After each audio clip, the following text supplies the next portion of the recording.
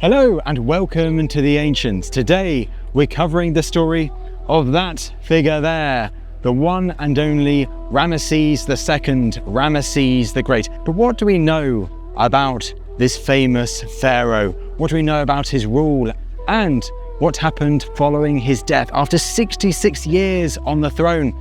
Well, today we're covering that with the one and only Dr Campbell Price from Manchester Museum. I really do hope you enjoy the episode. Let's go.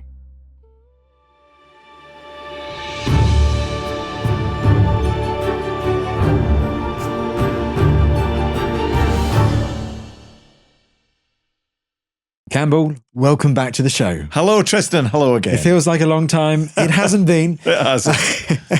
We did, of course, last time we chatted about the rise of Ramesses and looking at his background and how his granddad and his dad consolidate the position and then he rises to the fore. And Kadesh, the Bass of Kadesh, 5 years in, it's almost a humiliation for him, but he's able to transform it, you know, as a base for then him becoming, in our eyes at least, later on one of the most well-known, arguably successful pharaohs of all. Yeah, I think we've covered the prelude to greatness, living and being on the shoulders of giants, because I think Ramesses II owes a lot to his father and to his grandfather. But Kadesh is undoubtedly a turning point because, as you said, he's going back and trying to win some grudge matches.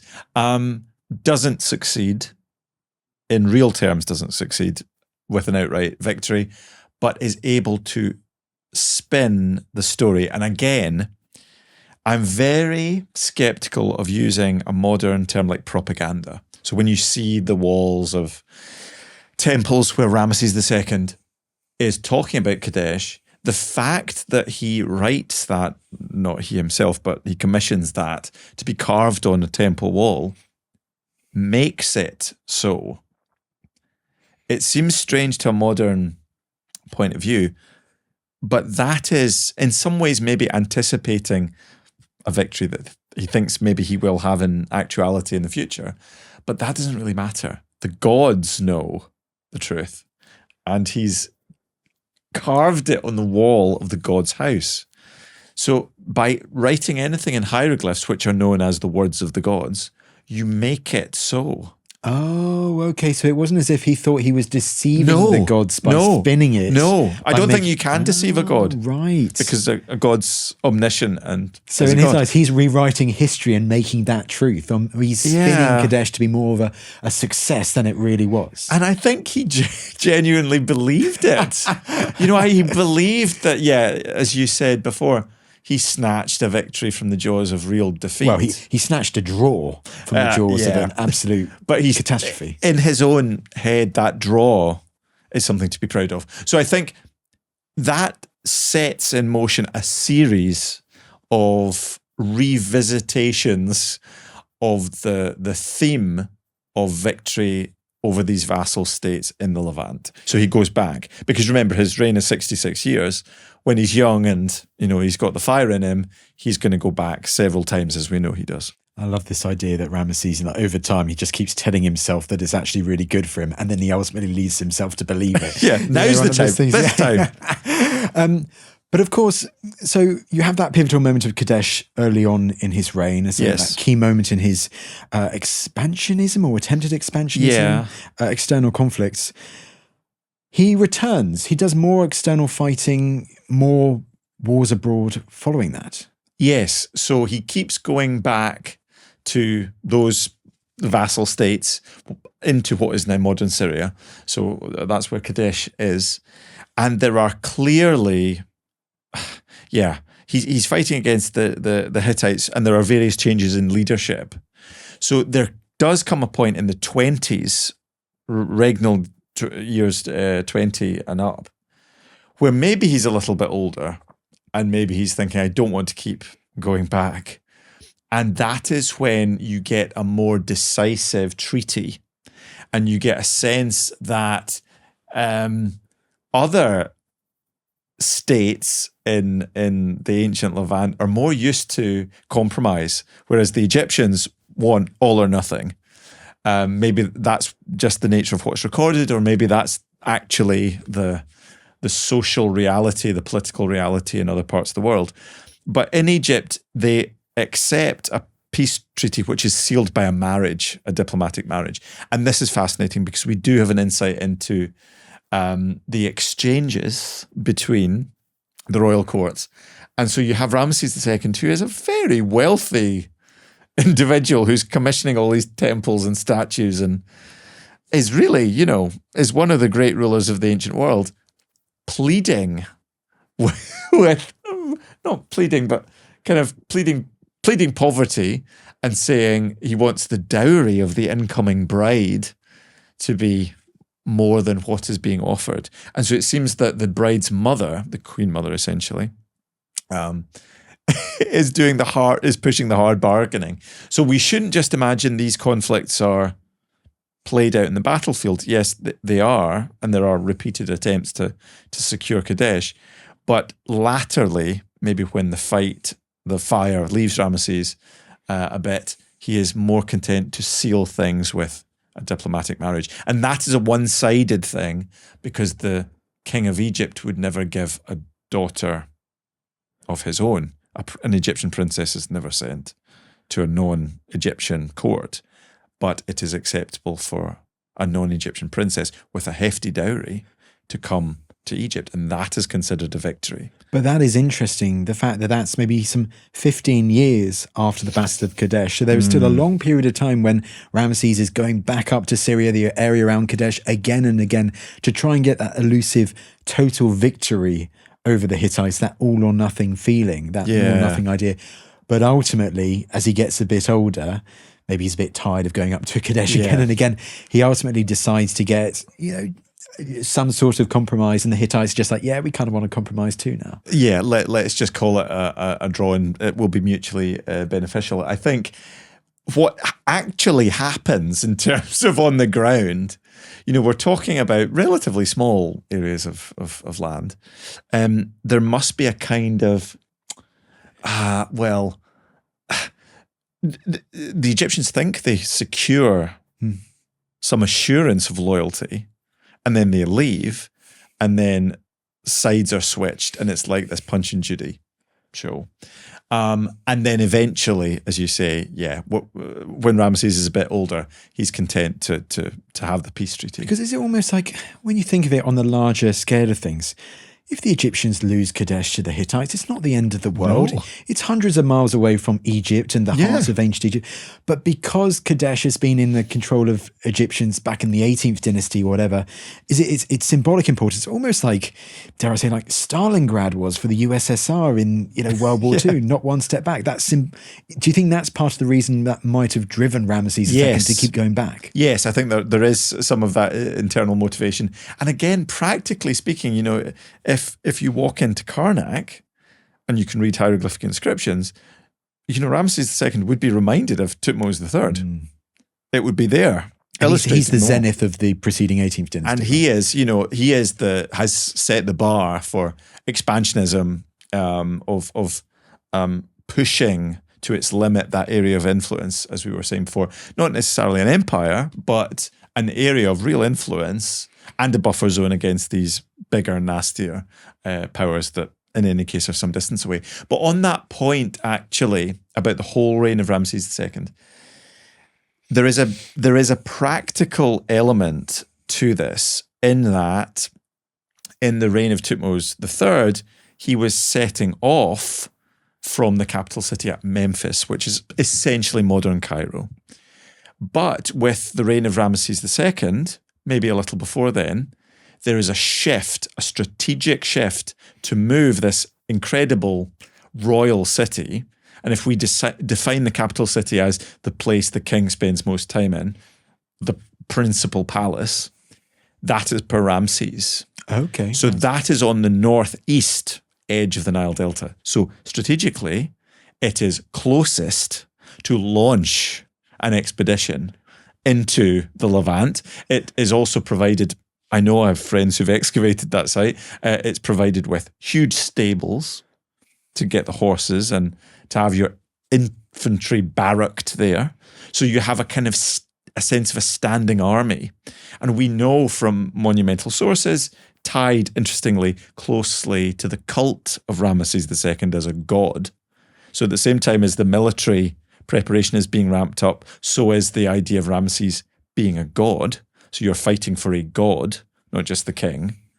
There's lots of evidence of the worship of statues of Ramesses II, and all the worshippers are members of the military. Gosh, so you really get that sense of, okay, there is ambition, maybe anxiety is another word, that you have this city which is essentially an island that you couldn't attack. If there was an attack from the Hittites, you would see the invading force some distance away, and also you have a kind of standing army waiting. So there is also this feeling of that Pi-Ramesses being like a border frontier town. So if the worst were to happen, Egypt would be prepared. So these skirmishes and the who owns who or who is loyal to who may seem trivial, but the bigger political, geopolitical, military question is, with these rising empires, if something really catastrophic happens and God forbid there was an invasion, because this has happened to the Egyptians before and will happen many times in the future, the Egyptians need to be prepared. So on the eastern front, you have, Pi-Ramesses is the one, but we know Ramesses is also building on the western front towards Libya.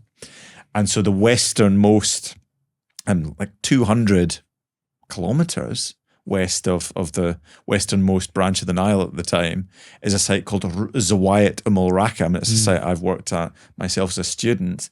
Very impressive. We know about the garrison commander. Was that Professor Stephen Snape's? Indeed. That's his excavation. Yes, Stephen Snape's Liverpool University excavations uncovered really interesting evidence of kind of local interactions, like the local population interacting with the fortress, but also prepared in case there was a major influx of Libyans from the west. And they were right to be suspicious, because that's what happens in the reign of Ramses' son. Which is so interesting, that kind of foresight there. But of course, you've also got Egypt at that time. Yes, we won't say an empire, but the control of Egypt does go all the way quite far upriver the Nile into Sudan. Yeah, deep into Sudan. Ancient Nubia. And you've got Buhen Fortress or place like that. You've got big fortresses in the south as well. Yeah, these have been established probably since the Old Kingdom, but big fortresses built in the Middle Kingdom. And then we know, Thutmose I, Thutmose III really pushed the boundaries there. So I think it's fair to say there's more general success in beating up the Nubians than there is controlling these people in the Levant. But it doesn't really matter to the ancient Egyptians. Anyone who's not an ancient Egyptian is to be pitied or despised and to be crushed under the Pharaoh's sandals. Wow. So that is how they are depicted in art, and that is how they are presented to the gods, and that is how the universe works. Pi-Ramesses' position, and we mentioned Pi-Ramesses in our previous chat, didn't we? How its founding seems to be actually associated with Ramesses II's grandfather, the first Ramesses. The name, isn't it? Yeah, the House of Ramesses. It's a good, it's an apt metaphor for not just the physical residence of a whole line of kings, but also for the house, the actual dynasty that continues, of course, for many generations. And his capital in that position, looking towards Syria and the Levant, shows that really seems to be his top foreign policy priority for the first couple of decades of his reign, until he gets the peace treaty. Yes, and the peace treaty maybe marks something of a pause, and then he really focuses on building. But he's been building for some time. It's interesting with Ramesses II, unlike his father Seti I, there is subjectively speaking, there is a objectively perhaps speaking as well, there is a decline in the quality of artwork. Although Ramesside art, the art of Ramesses II still is very beautiful. It's maybe not quite as finely executed as that of his father, but you get the impression as the reign progresses, even though he's got a lot of building under his belt, he wants to bash it out quicker and more of it, and the quality even seems to decline further. It's just more. Keep these people occupied. Well, we're going to explore all of that in these various different monumental works.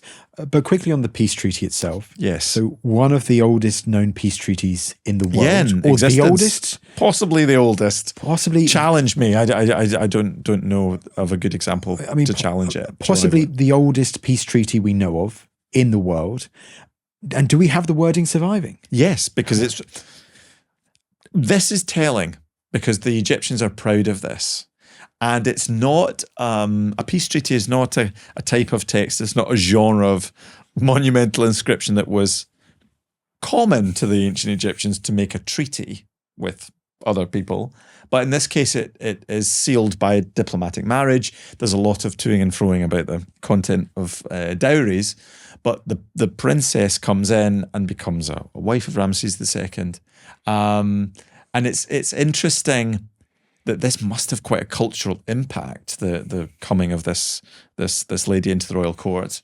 So there is the first marriage, and then there is a second marriage a few years later.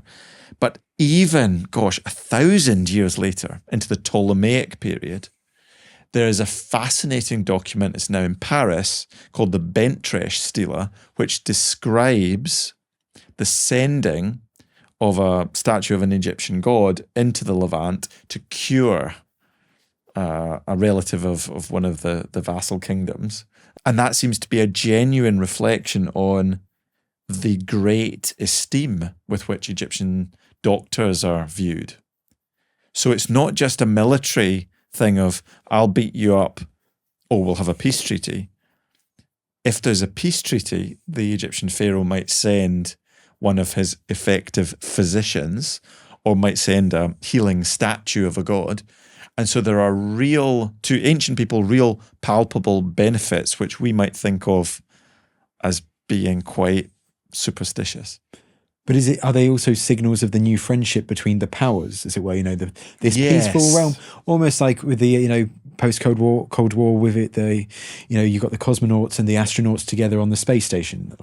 Yeah, that's a nice analogy. Yeah. So the courts are, clearly in communication, and they do send gifts between the two of them, and that's some kind of assurance. And indeed, this peace treaty text makes clear that they will, mutually assure the succession of each kingdom and help against a third party attacker. So that there is that sense of what we would recognise as a modern treaty.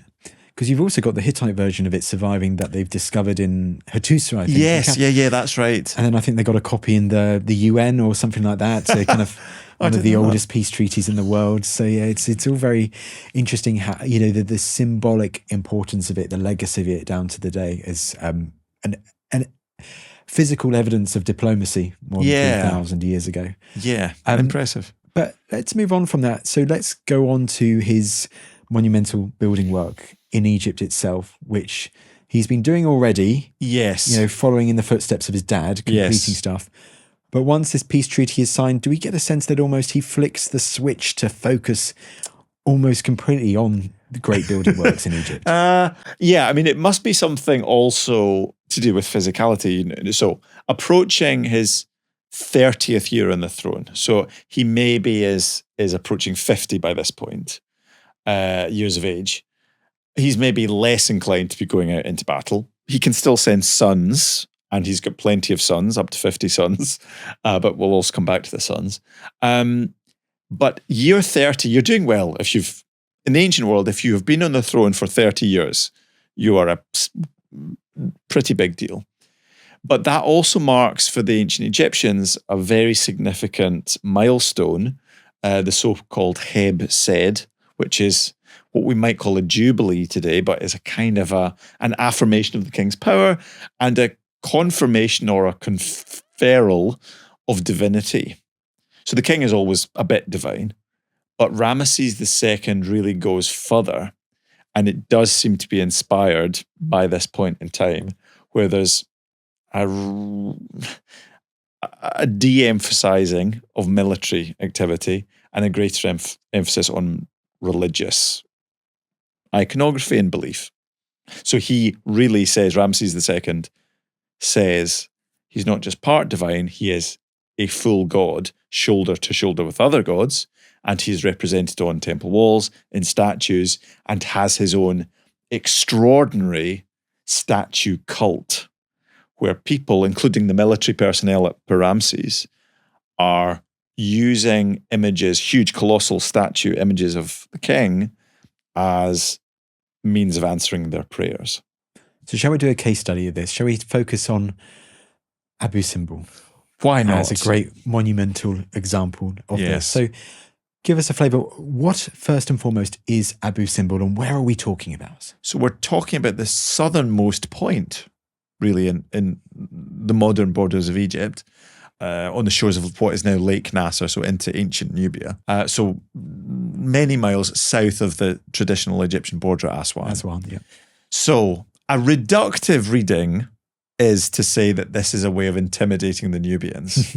Look, there are these four colossal statues of the king on one temple. So there's a great rock-cut temple with these four striking images, seated images of the king. But there's another temple dedicated to his wife, Queen Nefertari, the chief queen, whom he seems to have loved very much, and she is equated with the goddess Hathor. So they are saying his and hers, the king is a god, the queen is a god, people should come and worship us because we are deserving of worship like full gods. And this is really an important point. It's something I've written about that we've got to understand. These avatars, these divine avatars of Ramesses, there's a whole series of them. They all have different names. They can be materialized through statues. And you can worship the statue and hopefully get your prayers answered. But in the innermost part of that Abu Simbel Great Temple, the Holy of Holies, there is a seat of the great gods, Ptah, Re-Harakti, Amun, and sat quite literally shoulder to shoulder with him is Ramesses II. And it's really an emphatic point of, I am a full god and I have this equivalence to the great gods. Now, interesting to me is in the decorative scheme, as the interior of this structure was being completed, the decoration, which is probably the 20s of the reign, right? So we're getting... So he's already seeing himself as divine before he reaches that big Yes. Jubilee milestone. Interesting. Yes. Okay. And it seems to be a developing idea because there are clear scenes. I know you've been to the temple and it's worth looking out on the walls if you go. There are clearly scenes where there were gods, Amun, the great god of Karnak, Thebes, his wife, the goddess Mut, and the figure of Ramesses has been inserted as an afterthought. So it's not part of the original scheme. So someone has had the thought, actually we'll put the king here. So that, I mean, it's rare you can see a developing theology, but that is something where the idea of Ramesses as a god has not been originally planned, but developed with the building. Because you also see in that first room as you enter Abu Simbel, don't you?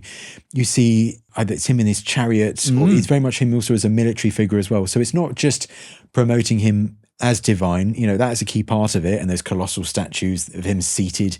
If he stood up, he would tower above the temple itself. Yeah. But it's still harkening back to him also as a successful military figure. And, the head of this royal family as well, I guess. Yeah, he must be proud of the military, albeit we might consider it a draw now. But it's kind of a challenge, and we know other earlier kings did this, a challenge to his successors to maintain his boundaries and maintain his sphere of influence, if we want to call it that. And because he lived so long, we know this in various instances throughout history, if you spend a long time on the throne, it is more difficult for the eventual successor, especially if, like Ramesses, you have 50 sons. And sure, many of them died. He was eventually succeeded by his 13th son, Merneptah. But there are other sons. I mean, the fourth son is especially interesting to me, Prince Khaemwaset. He is credited by some with being the first Egyptologist. because he is the one who goes around labeling the pyramids. So he's the high priest of the god Ptah at Memphis, so near modern Cairo. And in that role, he is very aware of the sacred landscape, which is, littered with massive pyramids. But to a son of Ramesses II to go out into the desert and to see, not that far into the desert, still visible from the floodplain, but to see a monument that's so vast, so impressive, so pristine, without any hieroglyphs on it, telling you who the king is, this seems crazy to the son of a megalomaniac like Ramesses II. So he goes along and inscribes, very deep, elaborate inscriptions, what have been called by one great Scottish Egyptologist, Kenneth Kitchen, as the largest museum label in the world, telling future generations, this is the pyramid of Khufu. This is the pyramid of Unas. This is the pyramid of Djoser. And I, Prince Khaemwaset, have restored the name of this king because it was not found on the surface of his monument, and I'm the son of the great King Ramesses II. So Ramesses II gets his name put on all of these ancient monuments. So it's not just in the hypostyle hall at Karnak, it's not just the great temple at Abu Simbel, it's also on the pyramids. On the pyramids. That you have Ramesses' name as well. Yes. And do we get a sense with, his many children, his many sons, do we have any sense if he had any favourites? Difficult to say based on the evidence as it survives. Prince Khaemwaset is interesting because he helps organise his father's Heb-Sed Jubilee festivals. And so he is often shown in association with the father. So in a cynical way, it's a great way for Khaemwaset, who maybe thinks his dad's going to live forever, and best to make the most of his lot. Now, it's not a million miles away from the Prince of Wales, thinking, as Charles, Prince of Wales, did, I've got to make the most of this because it's what I'm going to be doing for most of my life. But whether Khaemwaset expected to be the next pharaoh is difficult to say. As I said, obviously if someone dies, that removes them from the line of succession. But I think there had to be very careful planning for a smooth transition of power. And I think the best evidence that Ramesses liked one of his sons was that he would designate him as the heir. So eventually the heir, Merneptah, must have been favoured. Absolutely, because go back to Abu Simbel once again, just because I haven't been there recently, when you get close to the colossal statues of Ramesses, you also see smaller depictions of a few of his wives and a few of his children believed as well. So it's almost the ones that... I know you're not supposed to have favourites, but it's almost like he did. There are a few that he picked to place alongside him on this temple to himself. Yeah, I think those must be, as far as we know, the ones that are inscribed or identified by inscription, they are the more senior ones. Interesting. And you wonder, because he lived so long, whether some of those had already died. So this was a way of commemorating them. He had a special tomb, a vast tomb built in the Valley of the Kings, KV5, for the children, for the sons. But then it's also a thing about the psychology of Ramesses II, because he lives a long life. He's on the throne 66 years. So assuming he comes to the throne, say at 24, he's 90 by the time he dies, which is very good going for an ancient ruler, albeit he had the best doctors and lived a life of great luxury. But you could imagine, as you see your children die, your wives die, your grandchildren die, maybe Ramesses thought, I am a god, I'm not going to die. But I must also ask, obviously that thing, the beating heart of Egypt is the Nile.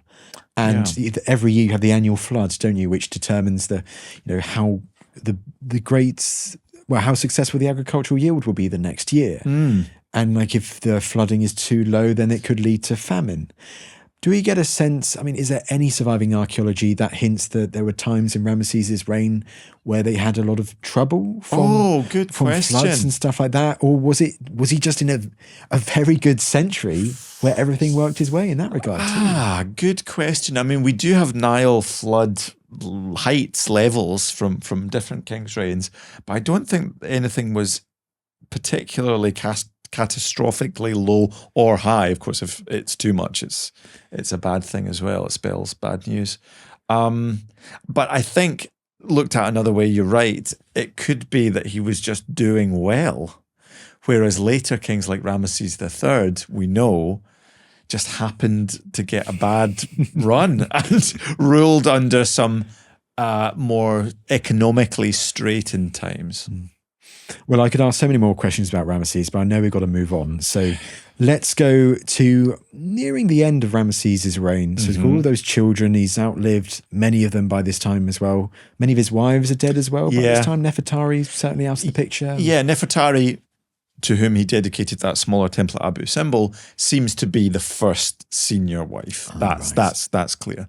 But then there is a second senior wife, Iset Nofret, who's the mother of Khaemwaset and also of Merneptah. Right. So she's important, probably buried somewhere at Saqqara. And yes, eventually her son, the 13th son, Merneptah, becomes king. And he also, sorry, I must also mention the Ramesseum, because we haven't really touched on it at all, have we? And this is... It's named after himself, but what is it? Well, we nowadays call it the Ramesseum. That's how it's called if you visit Egypt today. For more recent times, it was called the Memnonium because it was associated with Memnon, which is actually a name given to the colossi. The colossi of Memnon, right. Which are associated with Amenhotep III. But in ancient times, it was known as a mansion of millions of years. So this is a little hobby horse of mine. I don't like referring to these as funerary temples or mortuary temples because this overemphasizes death. It's not about death. It's not about, mourning the king. It's about the king becoming united with the gods. And so Ramesses II's temple really is vast. And it's one of the first, if not the first, that has the outer pylon gateway made of stone. Previous temples had them made of mud brick and they simply haven't survived. But now I know that there's colleagues in Egypt are working on the restoration of the pylon so it should be more visitable and more visible in future. It really was an impressive structure and it was the direct inspiration for one of Ramses' successors, Ramses III. So basically his temple, what's now called Medinet Habu, is not a carbon copy, but an homage to the mansion of millions of years of Ramses II called the Ramesseum today. And was that where Ramesses wanted to be buried? No, this is an important point. It's willfully, consciously at a distance from the tomb. And that's from the Valley of the Kings. The Valley of the Kings is the cemetery. That's where the royal sepulchres are, which is, over a kilometre away. But the temple is for people to visit, to leave offerings, and to celebrate the eternal cult of the king, the union of the king with various gods. And that will be where many, many, many centuries later, Belzoni will find that colossal statue, the head of which is in the British Museum today. Indeed. The younger Memnon, yes. That inspired a piece of poetry we'll hear about later. We'll not get to in a bit later. Yes, absolutely. Well, okay. 66 years on, I do know much about the end of Ramesses' reign and the state of Egypt at that time. Is there almost a decline in his power, or is Egypt declining as he's getting older? Do we know anything about that? It's difficult to have a reliable index of GDP for ancient Egypt or the equivalent. But suffice it to say, I mean, he would have been the only king almost everyone had ever known. So I think, when he did eventually shuffle off this mortal coil, there would have been a lot of head scratching about how to actually do a pharaoh's funeral. But you can tell that there are problems set up in store for his eventual successor, Merneptah, and he seems to have made a pretty good go. We have a kind of uptick then in evidence of foreign interactions and foreign policy, because he has to deal with pressing issues from the west, from the Libyans, issues in the north, in the Levant, and then back down south, the Nubians. So Merneptah, let's focus on these threats that he faces, because his is not a name anywhere as recognizable as Ramesses II. So we should shine a light on this figure, like we did with Ramesses I and Seti. Merneptah, what do we know about the struggles that he faces? Well, we've got quite a bit of historical information, almost like he makes an effort to put his stamp on history. And again, older king coming to the throne, he maybe is in his 60s, if not 70 when he comes to the throne. So there's a sort of a Charles III thing there. He's the 13th son also of Ramesses II, and he's 70, wow. And maybe, well, exactly, he wasn't preparing to be the king throughout his whole life. He had older brothers. He clearly wants to record his own active engagement with these foreign powers. So there are sources like the so-called Israel Stela. So this is a reused monument of an earlier king of Amenhotep III, where the back of it is inscribed with various, campaigns. And there are lots of these things, actually, relatively speaking. And it's the first historic mention of the people of Israel. Israel as a people, isn't it? As a people. So historically very, very interesting. But also Merneptah goes around, again, you get the sense, I'm maybe reading a little bit between the lines, that he thinks he doesn't have long, because he's quite old already. And he does rule for almost 10 years, so, he does okay. And he puts his name on wherever there is an empty space, because he doesn't have the time to commission new monuments. He just whaps his name on, whether it's statues of older kings, whether it's columns. We have an example in Manchester Museum where it's an older Middle Kingdom column of granite. Ramesses II has his name and image, worshipping a god on it. And then Merneptah has had his name added as well. So there's this sense of, fighting against time. But I think the real success of Merneptah, and it's a shame he's not better known, is that he actively manages to campaign quite actively against powers from the east and the west and the south. With time, the dynasty, there's lots of internal struggles for a few generations. But then by the time of Ramesses III, so maybe 100 years later, you get active incursions. You get the Sea Peoples, this kind of motley crew of people from the Mediterranean. You get the Libyans actively coming over and being quite threatening. And all of this seems to be held at bay by Merneptah. So he maybe gets undeservedly short shrift because he's overshadowed by his father.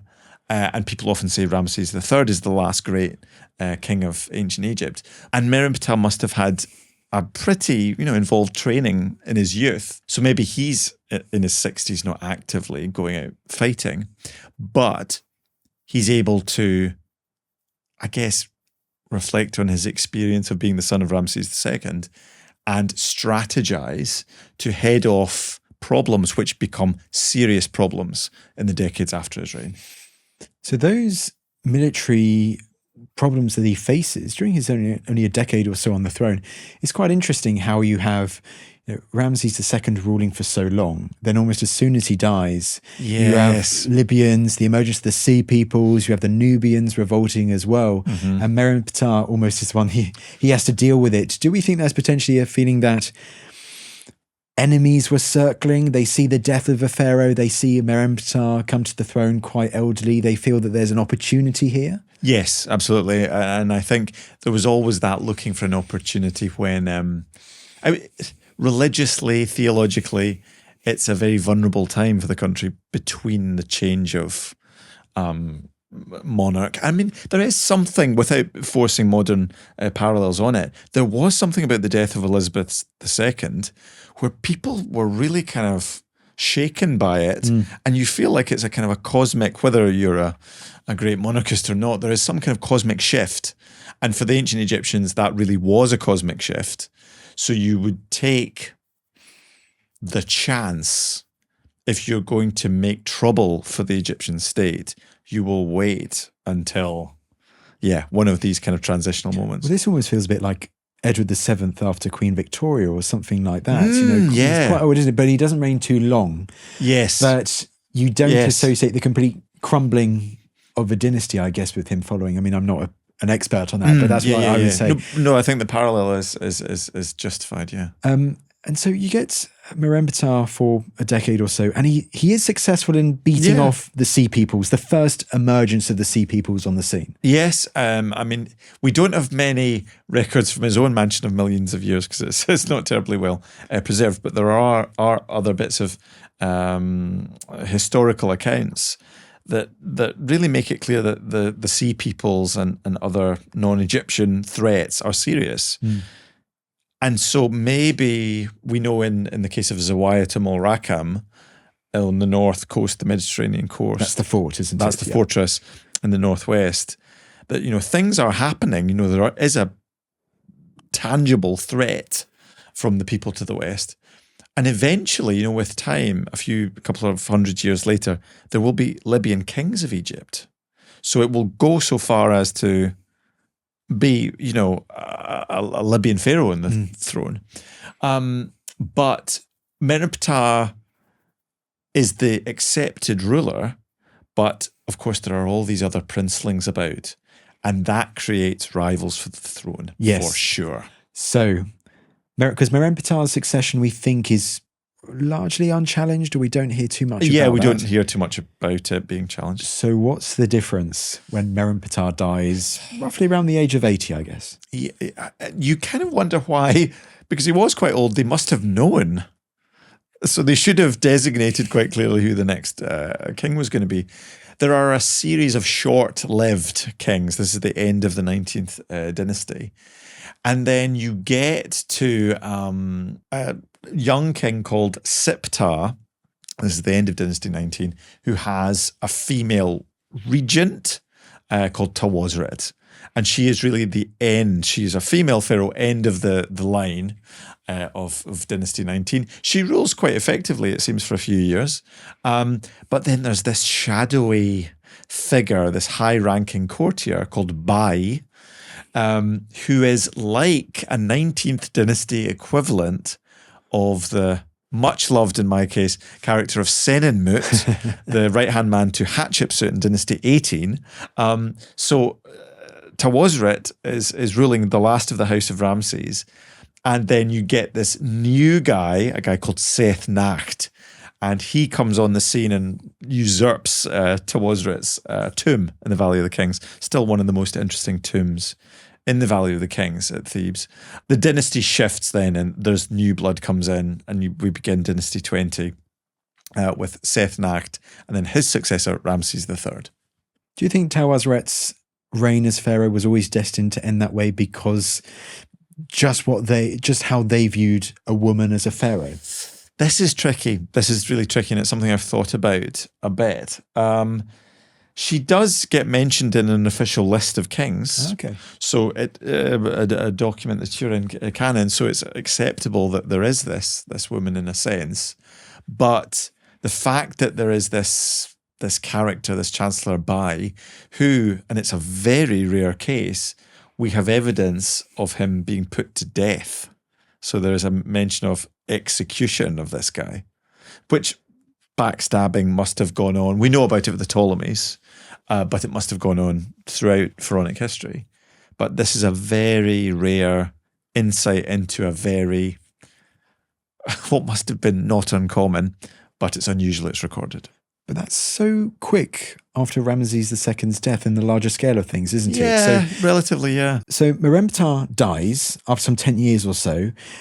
And what happens following that? Does it all go to pieces quite quickly after he dies? He must be around 80 years old by that time. Yeah, I think there is a sense in which things do fall apart, historically speaking, pretty quickly, because in the next, the the 19th dynasty only has a couple of decades left to go, and then it comes to an end with Queen Tawosret. Right. And then she is succeeded by this man, this new guy, Setnacht, and he has a successor who's Ramesses III.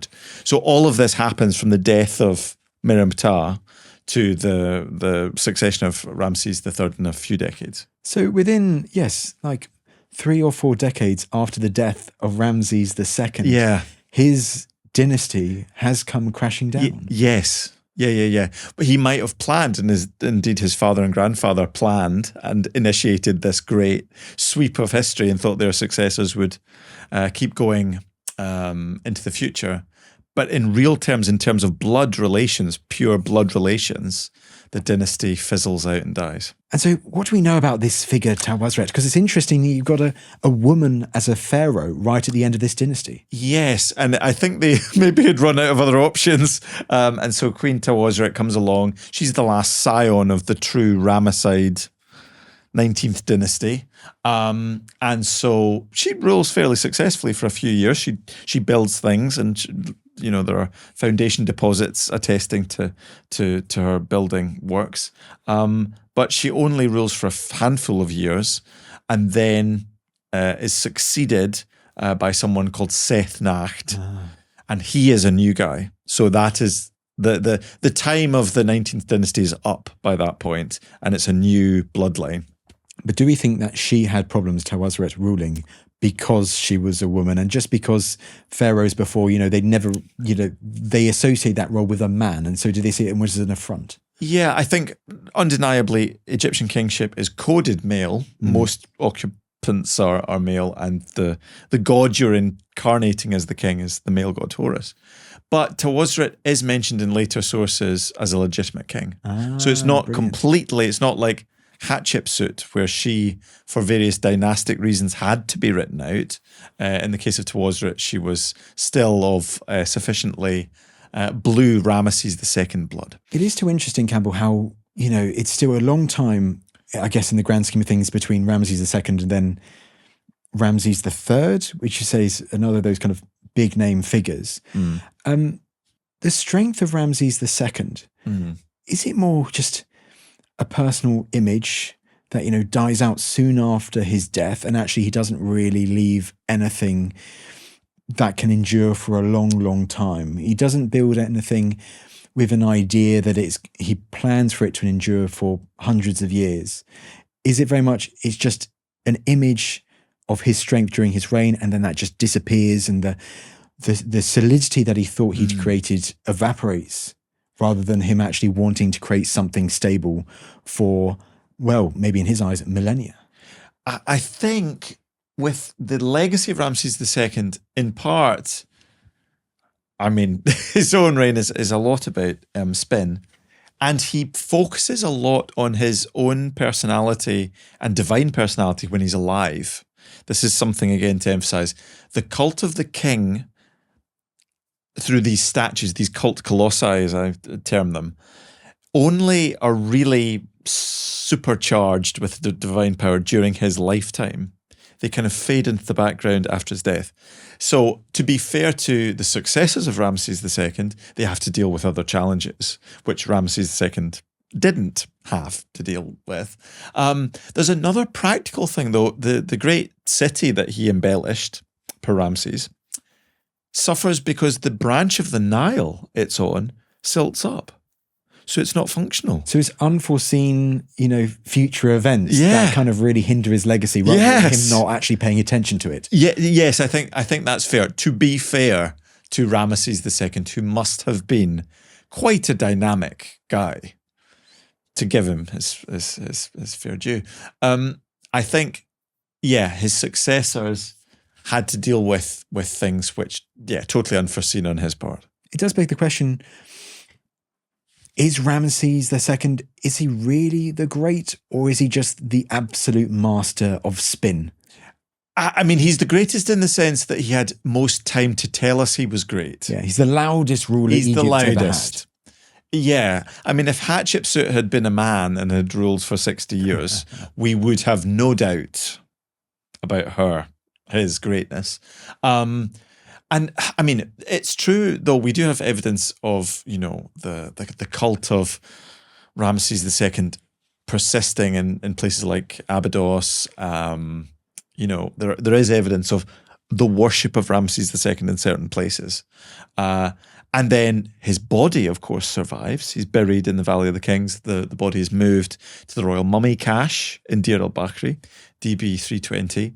And then when that's discovered officially in 1881, that starts a whole new weird afterlife for Ramesses II, where his body, it seems, is so well preserved. He's assumed to be the Pharaoh of the Exodus. So we do have the actual body of Ramses. Oh, yeah.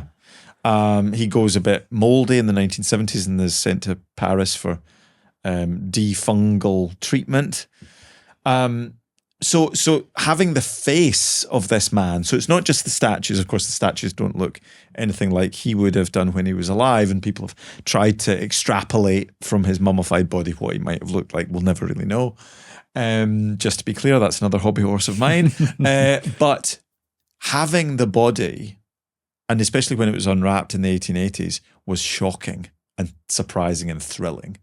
So in popular culture, that's one of the most popular postcards you could buy in the late 1800s, was the mummified face of Ramesses II. So he gains a totally unexpected popularity. The cover of an Iron Maiden album is inspired by Abu Simbel. Things like that. He speaks to modernity in our experience of tyrants and autocrats and dictators, because I don't imagine Ramesses II presided over a democracy. So there's something about his character we still are kind of seduced by, even though he was probably pretty autocratic. He built so many statues, he had so many battles, he had so many children. We can't help but have this grudging respect for him. And his name is everywhere on so many of the great monuments, whether it's the pyramids or Karnak or Abu Simbel. When if there's one name to learn, one cartouche to learn, it's Ramesses II, Usar Matra Setip Enra. If you learn those hieroglyphs, you will see them all over Egypt. Well, that was the first, if not the first, that Champollion figured out, wasn't Indeed. it? So, because it was so, when he went there, I think he was amazed just at how common it was. Well, I'm glad you mentioned the 19th century, because I have a copy here of the famous Percy Shelley poem Ozymandias. And Ozymandias, he's a Greek rendering for the name Ramesses, a poem that highlights the inevitable decline of rulers and their hubris. So I'll read it out now because I feel I must.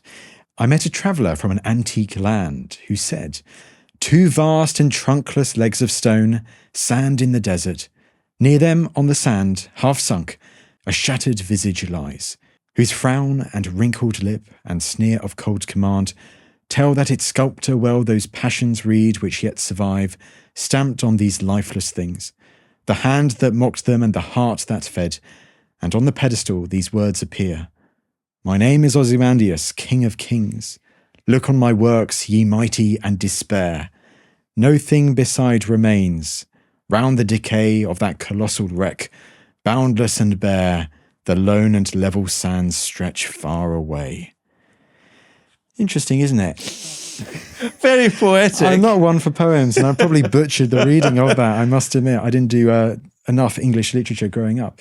But it's interesting how in Victorian times they have that idea of Ramesses, even back then. Yeah, and I think what really inspired that poem was a kind of a frenzy surrounding the arrival in London of that colossal sculpture fragment you mentioned before, the so-called Younger Memnon, which is now in the British Museum. So, in 1816 it was moved by Belzoni, and eventually a couple of years later it arrived in London. And it wasn't an interest in Ramesses II, it was just in the size of the statue. And it's interesting, Shelley talks about Ozymandias, King of Kings. That is one of the names of the colossal statues that I said were worshipped. Ramesses, ruler of rulers, Heka in Hekau. So there's this reverberation of this character, for he must have been an impressive character. Yes, he had the opportunity to build, to battle, to marry, to procreate, over 66 years. But there's something about the the brokenness of the monuments of him and other kings that does appeal as quite romantic. It's almost like proof, especially for Christian people, that these pagan kings were cut down to size by the true God. This idea that no matter how powerful and brilliant he was in his prime, how quickly that legacy can shatter, Exactly. in the years following. And in the case of Ramesses and his successors, it shatters pretty quickly. Indeed. Campbell, this has been absolutely fantastic. I mean, there's so much we could talk about with the real reign of Ramesses and Merneptah as well, and what happens all the way down to Tawosret.